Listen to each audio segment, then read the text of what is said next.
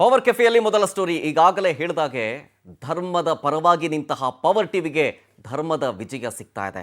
ಅಪಪ್ರಚಾರ ಇವರೆಲ್ಲರೂ ಕೂಡ ಮಾಡ್ತಾ ಇರೋದು ಅಂತ ಹೇಳಿ from day one power TV ಹೇಳ್ತಾ ಇತ್ತು, ಆದರೆ ಯಾರೂ ಕೇಳಿರಲಿಲ್ಲ. ಅದು AI ಫೋಟೋಗಳನ್ನೆಲ್ಲ ಬಳಸ್ಕೊಂಡು ಧರ್ಮಸ್ಥಳದ ಬಗ್ಗೆ ಅಪಪ್ರಚಾರವನ್ನ ಮಾಡಿದ್ರಲ್ಲ. ಈಗ ಈ ಕೇಸಿನ ಸಂಬಂಧ ನಿನ್ನೆ ಯೂಟ್ಯೂಬರ್ ಸಮೀರ್ಗೆ SIT ಡ್ರಿಲ್ ಮಾಡಿದೆ. ಸತತ 5 ಗಂಟೆಗಳ ಕಾಲ 45 ಪ್ರಶ್ನೆಗಳನ್ನು ಕೇಳಿದ್ದಾರೆ ಆತನಿಗೆ. ನಿನ್ನೆ 2 ಪ್ರಕರಣ ಸಂಬಂಧ SIT ಟೀಮ್ ವಿಚಾರಣೆಯನ್ನ ಮಾಡಿತ್ತು ಆತನಿಗೆ. ಇವತ್ತು ಇನ್ನೊಂದು ಪ್ರಕರಣದ ವಿಚಾರಣೆಯನ್ನ ನಡೆಸುತ್ತೆ SIT. ದಾಖಲೆಗಳನ್ನ ಕೇಳ್ತಾರೆ, ಪ್ರಶ್ನೆಗಳನ್ನ ಕೇಳ್ತಾರೆ. ನಿನ್ನೆ 5 ಗಂಟೆಗಳ ಕಾಲ ಸಮೀರ್ ವಿಚಾರಣೆ ಆಯ್ತಲ್ಲ, ಸಾಲು ಪ್ರಶ್ನೆಗಳನ್ನ ಕೇಳ್ತಾರೆ, ಅದಕ್ಕೆ ತಬ್ಬಿಬ್ಬಾಗ್ತಾನೆ. ಇವತ್ತು ಮತ್ತೆ ಹಾಜರಾಗಬೇಕು 10 ಗಂಟೆಗೆ. ಇವತ್ತು ಕಂಪ್ಯೂಟರ್, ಮೊಬೈಲ್ ಅನ್ನ ವಶಕ್ಕೆ ಪಡೆಯುತ್ತೆ SIT ಟೀಮ್. ವಿಡಿಯೋ ಎಡಿಟಿಂಗ್ ಮಾಡಿದ್ದಕ್ಕೆ ಬಳಸಿದಂತಹ ಕಂಪ್ಯೂಟರು, ಡೀಟೇಲ್ಸ್ ಕಲೆಕ್ಟ್ ಮಾಡ್ಕೊಳ್ಳೋದಕ್ಕೆ ಯೂಸ್ ಮಾಡಿದಂತಹ ಮೊಬೈಲು, ಬುರುಡೆ ಮ್ಯಾನ್ ಚಿನ್ನಯ್ಯನ ಲಿಂಕ್ ಬಗ್ಗೆಯೂ ಕೂಡ SIT ಎಂಕ್ವೈರಿ ಮಾಡುತ್ತೆ. ರಕ್ತ ಕುದಿಯಲ್ವಾ ಅಂತ ಹೇಳ್ತಾ ಇದ್ದ, ಶಿವತಾಂಡವ ಶುರುವಾಗುತ್ತೆ ಅಂತ ಹೇಳ್ತಾ ಇದ್ದ. ನಿಜ, ಈ ಅಪಪ್ರಚಾರವನ್ನು ನೋಡ್ತಾ ಇದ್ದರೆ, ಕೇಳ್ತಾ ಇದ್ದರೆ ನಿಜಕ್ಕೂ ರಕ್ತ ಕುದಿತಾ ಇದೆ. ಶಿವತಾಂಡವ ಈಗ ಶುರುವಾಗ್ತಾ ಇದೆ. From day one power TV ಇದನ್ನೇ ಹೇಳ್ತಾ ಇತ್ತು. ಇಲ್ಲ, ಇವ್ರು ಹೇಳ್ತಾ ಇರೋದಲ್ಲ ಕಟ್ಟುಕತೆ, ನಂಬೇಡಿ, ಇದನ್ನ AI ಬಳಸ್ಕೊಂಡು ನಂಬಕ್ಕೆ ಹೋಗಬೇಡಿ, ಇದು ಅಪಪ್ರಚಾರ, ದಾಖಲೆ ಇದೆ ನಮ್ಮ ಹತ್ರ ಅಂತ ಹೇಳಿದ್ರೆ ತಿರುಗಿ ಬೀಳ್ತಾ ಇದ್ರು. ಈಗ ಅರ್ಥ ಆಗ್ತಾ ಇದೆ ನಿಜಕ್ಕೂ. SIT ಅಧಿಕಾರಿಗಳ ಪ್ರಶ್ನೆಗೆ ಯೂಟ್ಯೂಬರ್ ಸಮೀರ್ ತಬ್ಬಿಬಾದ. ಯಾವ್ಯಾವ ಸಾಕ್ಷಿಗಳ ಆಧಾರದ ಮೇಲೆ ವಿಡಿಯೋ ಮಾಡಿದೆ ನೀನು? ಜನ ಬೀದಿಗಿಳಿದು ಪ್ರತಿಭಟಿಸಿ ಅಂತ ಯಾವ ಆಧಾರದಲ್ಲಿ ಹೇಳಿದ? AI ವಿಡಿಯೋವನ್ನ ತಯಾರಿಸಿದ್ಯಾರು? ಅಪ್ಲೋಡ್ ಮಾಡಿದ್ಯಾರು?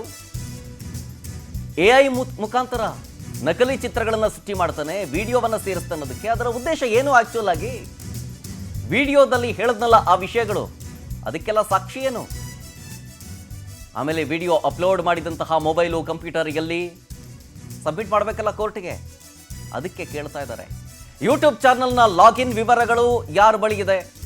ಫೇಸ್ಬುಕ್ಕು, ಟ್ವಿಟರ್ ಖಾತೆ, ಯೂಟ್ಯೂಬ್ ಲಿಂಕು ಎಲ್ಲೆಲ್ಲಿ ಶೇರ್ ಮಾಡಿದ್ರಿ? ಯಾರ್ಯಾರ ಬಳಿ ಶೇರ್ ಮಾಡಿದ್ರಿ? ಏನು ವಿಡಿಯೋನ ನೀನೇ ಮಾಡಿದ್ದ ಅಥವಾ ಯಾರಾದರೂ ಬಳಿ ಮಾಡಿಸಿದ್ದ? ಆಮೇಲೆ ಈ ಥರ ವಿಡಿಯೋ ಮಾಡೋದಕ್ಕೆ, ಈ ಥರ ಹಂಚೋದಕ್ಕೆ ಯಾರಾದರೂ ಹಣ ಕೊಟ್ರಾ? ಹೀಗನ್ನುವಂಥ ಪ್ರಶ್ನೆಯನ್ನು SIT ಮಾಡಿದೆ. ವಿಡಿಯೋ ವೈರಲ್ ಆದಮೇಲೆ ನಿಮ್ಮನ್ನು ಯಾರ್ಯಾರು ಸಂಪರ್ಕಿಸಿದ್ರು, ಯಾರೆಲ್ಲ ಬಂದು ನಿಮ್ಮನ್ನು ಬೆಂಬಲಿಸಿದ್ರು, ಯಾರೆಲ್ಲ ಬಂದು ನಿಮ್ಮನ್ನು ಅಭಿನಂದಿಸಿದ್ರು ಕೇಳಬೇಕಾಗುತ್ತೆ. ಇದು SITಯ ತನಿಖೆಯ ಭಾಗವಾಗಿ ಇದು ಮಾಡಲೇಬೇಕಾಗತ್ತೆ. ಯೂಟ್ಯೂಬರ್ ಸಮೀರ್ಗೆ SIT ಅಧಿಕಾರಿಗಳಿಂದ ಪ್ರಶ್ನೆಗಳ ಸುರಿಮಳೆಯನ್ನು ಸುರಿಸಲಾಗ್ತಾ ಇದೆ. ಕೇಳಿದಂತಹ ಪ್ರಶ್ನೆಗಳಿಗೆ ಒಂದು ಕ್ಷಣ ತಬ್ಬಿಬ್ಬಾಗಿದ್ದಾನೆ ಈತ. ಮೊದಲಿಗೆ ಕಾನ್ಫಿಡೆನ್ಸ್ ಆಗಿ ಶರ್ಟ್ ಬಟನ್ ಓಪನ್ ಮಾಡ್ಕೊಂಡು, ಸನ್ ಗ್ಲಾಸ್ ಹಾಕೊಂಡು, ಕೈಯಲ್ಲಿ ನನ್ನ ಹತ್ರ ದಾಖಲೆಗಳಿದೆ ಅಂತ ತೋರಿಸೋದಕ್ಕೆ, ಬಿಂಬಿಸೋದಕ್ಕೆ ಒಂದಷ್ಟು ಜೆರಾಕ್ಸ್ ಪೇಪರ್ಗಳನ್ನೆಲ್ಲ ಇಟ್ಕೊಂಡು ಬಂದು ಒಂದು ಸ್ಮೈಲ್ ಕೊಟ್ಕೊಂಡು ಹೋದ ಸ್ಟೈಲ್ ಆಗಿ.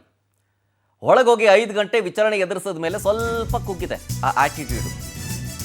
ಮತ್ತೊಂದು ಕಡೆ ಇನ್ನೊಂದು ಪ್ರಶ್ನೆ ಏನು ಗೊತ್ತಾ? ಇವತ್ತೇನಾದರೂ ಅರೆಸ್ಟ್ ಆಗ್ತಾರಾ ಯೂಟ್ಯೂಬರ್ ಸಮೀರ್ MD ಅಂತ? ಧರ್ಮಸ್ಥಳದ ವಿರುದ್ಧ ಅಪಪ್ರಚಾರ ಕೇಸ್ನಲ್ಲಿ ಮಾತ್ರ ಬೇಲ್ ಅಷ್ಟೇ. ಉಜಿರೆಯ ಖಾಸಗಿ ಆಸ್ಪತ್ರೆಯ ಬಳಿ ಗಲಾಟೆ ಆಯ್ತಲ್ಲ, ಆ ಕೇಸೂ ಇದೆ. ಧರ್ಮಸ್ಥಳ ಪೊಲೀಸರು ಸ್ವಯಂ ಪ್ರೇರಿತ ಕೇಸನ್ನು ದಾಖಲಿಸ್ಕೊಂಡಿದ್ದಾರೆ. ಅದರಲ್ಲೂ ಇವನು ಡವಡವ. ಇವತ್ತು ಅದರ ಬಗ್ಗೆ ವಿಚಾರಣೆ ಮಾಡ್ತಾರೆ SIT team. If in case ಅಗತ್ಯ ಬಿದ್ದರೆ ಈತನನ್ನ ಅರೆಸ್ಟ್ ಮಾಡುವಂತಹ ಸಾಧ್ಯತೆ ಇದ್ದೇ ಇದೆ.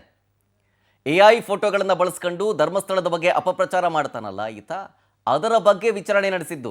ಅದರ ಮೇಲೆ ನಾವು ಬೇಲ್ ಪಡ್ಕೊಂಡಿದ್ದಾರೆ. ಇನ್ನು ಬೇರೆ ಪ್ರಕರಣದಲ್ಲಿ ಬೇಲ್ ಪಡ್ಕೊಂಡಿಲ್ಲ. ಇನ್ನು ಸ್ವಯಂ ಪ್ರೇರಿತ ಕೇಸ್ ಒಂದಿದೆ, ಧರ್ಮಸ್ಥಳದಲ್ಲಿ ಗಲಾಟೆ ಆಗಿದ್ದು, ದೊಂಬಿ ಎಬ್ಸಿದ್ದು. ಅದ್ರ ಬಗ್ಗೆ ಇವತ್ತು ವಿಚಾರಣೆ ಮಾಡ್ತಾರೆ. ಇಫ್ ಇನ್ ಕೇಸ್ ಸಾಧ್ಯ ಆಯಿತು ಅಂತಂದರೆ ಇವತ್ತು ಅರೆಸ್ಟ್ ಮಾಡ್ಬೋದು. ಡೀಟೇಲ್ಸ್ ಕೊಡ್ತಾರೆ ಇನ್ನಷ್ಟು ಇದ್ರ ಬಗ್ಗೆ ನಮ್ಮ ಪ್ರತಿನಿಧಿ ರೂಪೇಶ್ ಬೈಂದೂರು, ಧರ್ಮಸ್ಥಳದಿಂದ ನೇರ ಸಂಪರ್ಕದಲ್ಲಿ.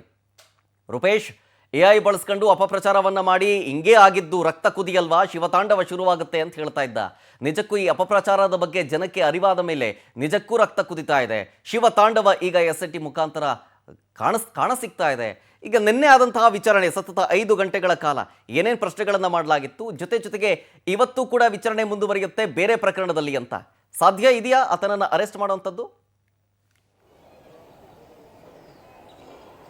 ಇಲ್ಲಿ ಶರತ್ ಈ MD ಸಮೀರ್ಗೆ ಇವತ್ತು ಕೂಡ SIT ಗ್ರಿಲ್ ಮಾಡುತ್ತೆ. ಯಾಕಂದ್ರೆ ನಿನ್ನೆ ಸತತವಾಗಿ 5 ಗಂಟೆಗಳ ಕಾಲ ವಿಚಾರಣೆಯನ್ನು ಮಾಡಿದ್ರು. ಆತ ಬಂದಿದ್ದ ತಾಳ ಯಾಕೆ 10 ಗಂಟೆ ಬರ್ಲಿಕ್ಕೆ ಕೇಳಿದ್ರೆ 1 ಗಂಟೆಗೆ ವಿಚಾರಣೆಗೆ ಹಾಜರಾಗಿದ್ದ.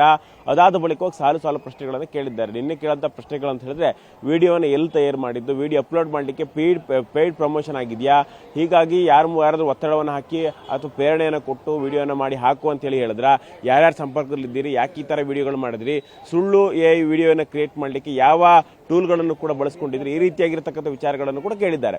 ಇಲ್ಲಿರ್ತಕ್ಕಂಥ ಪ್ರಶ್ನೆ ಅಂತ ಹೇಳಿದ್ರೆ ಇವತ್ತು ಕೂಡ ಯಾಕಂದ್ರೆ ನಿನ್ನೆ ದಾಖಲೆಗಳ ಸಮೇತವಾಗಿ ಬಂದ ಆ ದಾಖಲೆಗಳು ಯಾವುದೂ ಕೂಡ ತಾಳೆ ಆಗ್ತಿರ್ಲಿಲ್ಲ.